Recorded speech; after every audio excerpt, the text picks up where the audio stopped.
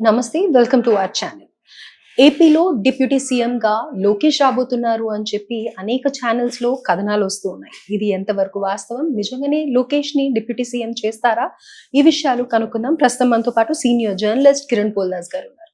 Hello sir, నమస్తే. నమస్తే అండి సార్, సో చంద్రబాబు నాయుడు గారు లోకేష్ ని డిప్యూటీ సీఎం చేసే ఆలోచనలో ఉన్నారు అని చెప్పేసి ఎన్నో కథనాలు వస్తూ ఉన్నాయి.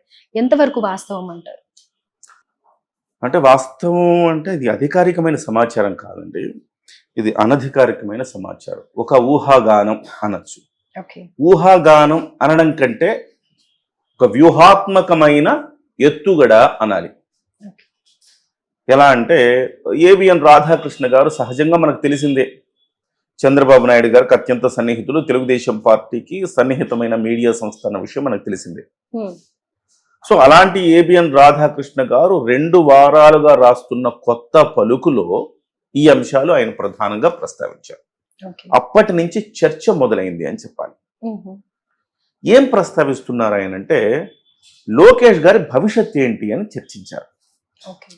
చంద్రబాబు నాయుడు గారి తండ్రి చోటు బిడ్డగా మారిపోతున్నాడు, మరి లోకేష్ గారికి భవిష్యత్ ఎట్లా?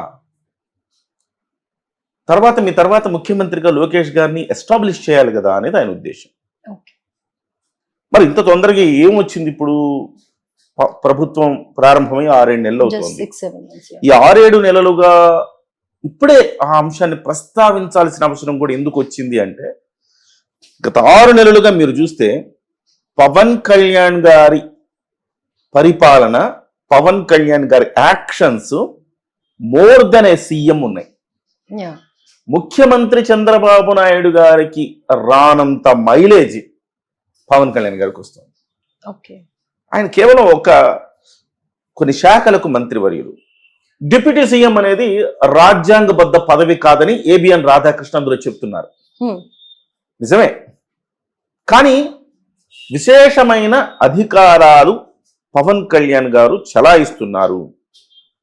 తద్వారా ఆయన ముఖ్యమంత్రి అభ్యర్థిగా ఎస్టాబ్లిష్ అవుతున్నారు.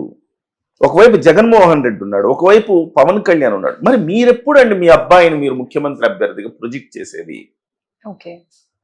మీరు మీ వయసు 75, ఇంకో 80 దగ్గర వస్తాయి మీకు ఇంకా 2029 ఎన్నికలకి.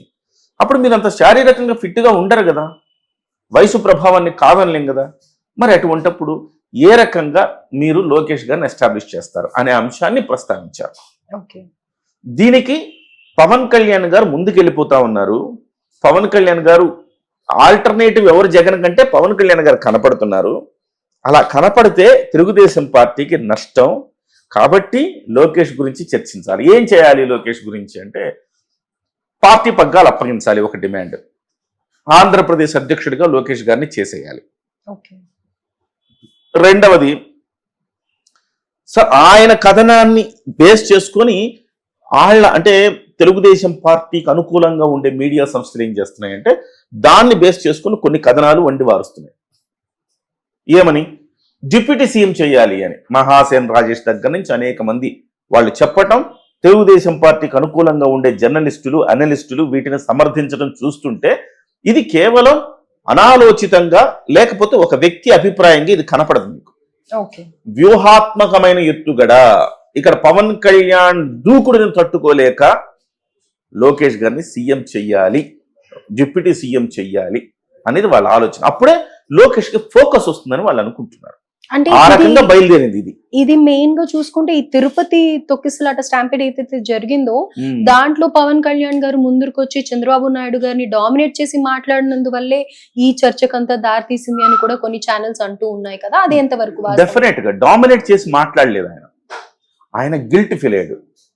నేను అంటూ ఉంటాను సరదాగా, చాలా మంది అంటుంటారు ఆయన లెఫ్ట్ భావాలు ఉన్నాయి అన్నాడు, తర్వాత రైట్ భావాలు చూపిస్తున్నాడు. ఆయన లెఫ్టిస్టా రైటిస్టా అంటే కాదయ్యా, ఆయన లెఫ్టిస్ట్ కాదు, రైటిస్ట్ కాదు, ఆయన హ్యూమనిస్టు అంటుంటారు.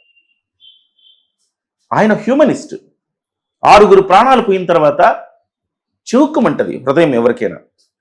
అందులో ఆయన ప్రత్యక్ష ప్రమేయం లేకపోవచ్చు, కానీ ఒకసారి చెప్పాడు, క్షమించమని యావజ్జాతి హిందూ సమాజాన్ని కోరాడు. ఎంత గట్స్ ఉండాలి అలా కోరాలంటే. క్షమించమని అడగటానికి ధైర్యం ఉండాలా, క్షమించడానికి ఔదార్యం ఉండాలా. ధైర్యం ఔదార్యం రెండు ఉన్న నాయకుడు పవన్ కళ్యాణ్ గారు.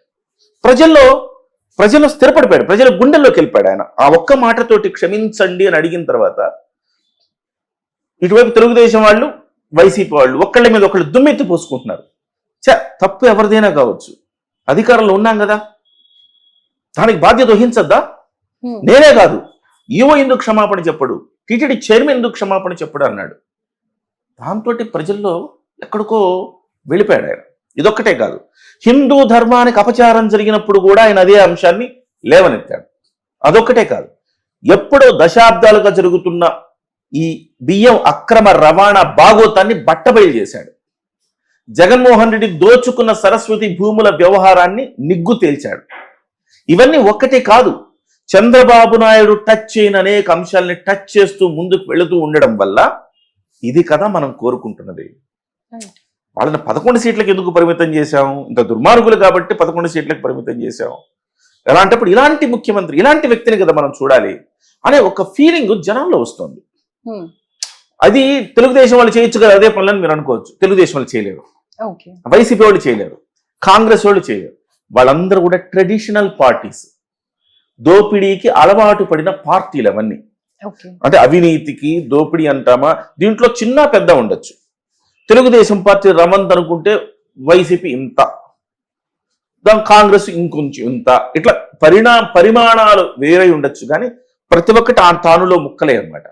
కానీ ధైర్యంగా మాట్లాడగలిగిన నేత పవన్ కళ్యాణ్ గారు కాబట్టి ఇవన్నీ లేవనెత్తుతున్నాడు, ప్రజలకు నచ్చుతున్నాయి. సో ఆ రకంగా ఆయన ఎక్కడ ముందుకు వెళ్ళిపోతాడు ఈ రేస్లో అనేసి లోకేష్ గారిని ఇప్పుడు డిప్యూటీ సీఎం చేసేస్తే ఈక్వల్ అయిపోద్ది పవన్ కళ్యాణ్ గారు ఆయనకి అని వాళ్ళు అనుకుంటున్నారు. మరి అలాంటప్పుడు పవన్ కళ్యాణ్ గారు ఆల్రెడీ డిప్యూటీ సీఎం గా ఉన్నారు కదా, మరి లోకేష్ గారు కూడా వచ్చే ఛాన్సెస్ ఉన్నాయని అంటారా? అప్పుడు పవన్ కళ్యాణ్ గారి బాధ్యతలు ఏముంటాయి మరి? అంటే పర్టికులర్ గా ఉప ముఖ్యమంత్రికి బాధ్యతలు ఏం లేవు ప్రియాంక గారు. వాళ్ళ శాఖలే వాళ్ళ బాధ్యతలు తప్ప ఈ ఉప ముఖ్యమంత్రి పదవి అనేది అలంకారం. సో ఇప్పుడు లోకేష్ గారు వచ్చినా కానీ ఉప ముఖ్యమంత్రి, మంత్రి బదులు ఉప ముఖ్యమంత్రి అంటారు అంతే. జగన్మోహన్ రెడ్డి తన హయాంలో 5 ఉప ముఖ్యమంత్రులు చేశారు. 5 ఉప ముఖ్యమంత్రులు చేశాడు. ఎవడి పేరైనా మీకు గుర్తుందా? ఒక జర్నలిస్ట్ అయినా నాకే గుర్తులేదు. ఎందుకంటే వాళ్ళ ఉత్సవ విగ్రహాలు అంతే.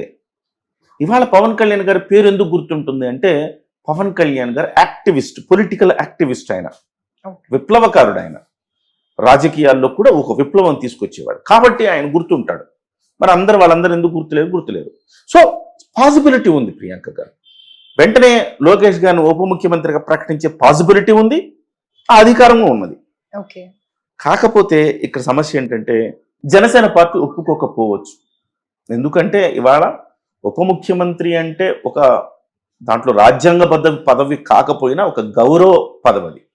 ఎస్, ముఖ్యమంత్రి తర్వాత ఈయన 2వ స్థానం అని చెప్పే ఒక గౌరవ సూచకం ఉన్న పదవి. దానివల్ల విశేషమైన అధికారాలు ఏమి ఉండవు ఆయనకి. సో ముఖ్యమంత్రికి ఉన్న అధికారాలు ఏమి ఉండవు, కానీ సో ఆయన తర్వాత ఈయన అని చెప్పుకోవటానికి ఒక సాటిస్ఫాక్షన్. కానీ అదే సమయంలో మీరు ఇంకొకళ్ళని చేశారనుకోండి, డైల్యూట్ అయిపోలా. ఇద్దరు ఉప ముఖ్యమంత్రులు డైల్యూట్ అయిపోతుంది. సో ఒక్కసారి డైల్యూట్ అయిపోయిందంటే గనక పవన్ కళ్యాణ్ గారికి మీరు ఇచ్చిన ఇంపార్టెన్స్ ఏంటి? సో పవన్ కళ్యాణ్ గారు మీకేం చేశారు, ఆయనకి మీరేం చేశారు? తూకమేస్తే మీరు జైలు పాలయ్యి ఒక రకంగా పార్టీ బతుకుతుందా లేదా అనుకున్న సమయంలో పార్టీకి, తెలుగుదేశం పార్టీకి ఊపిరిలూదాడు ఆయన. ఊపిరిలూదాడు. జైలు దగ్గరికి వెళ్ళిపోయి చాలా మంది జర్నలిస్టులు రాశారు, అమావాస్య పొత్తు